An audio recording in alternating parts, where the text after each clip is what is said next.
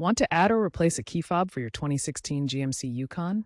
Good news. It's a straightforward process you can do yourself, saving money on dealership fees. This Yukon uses GM's standard keyless entry system. You'll need a working key fob, or one that's already programmed, your ignition key, and the new fob you want to program. The process involves putting your Yukon into programming mode by cycling the ignition. Compatibility is best with genuine GM fobs, but many aftermarket options work well too. Keep in mind, you can program up to 8 fobs. This method works for 2014-2018 GM full-size SUVs like the Tahoe and Suburban. Here's how to program your fob. Step 1. Insert your ignition key. Steps 2 to 4. Turn the ignition to on without starting the engine, then turn it off.